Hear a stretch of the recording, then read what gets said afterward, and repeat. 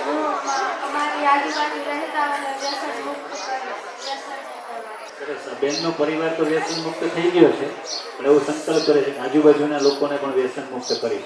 કમસે કમ આજે અહીંયા બેઠા છો ત્યારે મારે યાદ કરાવવાનું તમને રહી ગયું છે કે વેકેશનમાં 65 દિવસ ઘરે છો તો તમે એવો સંકલ્પ લ્યો. ગઈકાલે જ એક ભગવદનના પેરેન્ટ્સ આવ્યા એડમિશન માટે, હે ને, દીકરીને 8મામાં એડમિશન લેવું હતું.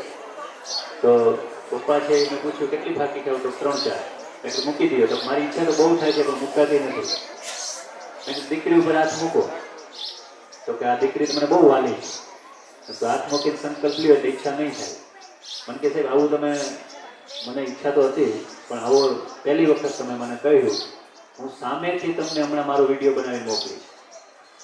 અને એવું ક્યારેક આવો વિચાર માત્ર આપણે આપવાથી, કહેવાથી કેટલું બધું એના જીવનમાં પરિવર્તન આવે. અને એમાં તમે વિદ્યાર્થી તરીકે હોવો તો આ ખૂબ જ એની અસર થતી હોય છે બધે આજુબાજુ. હે ને? Very good.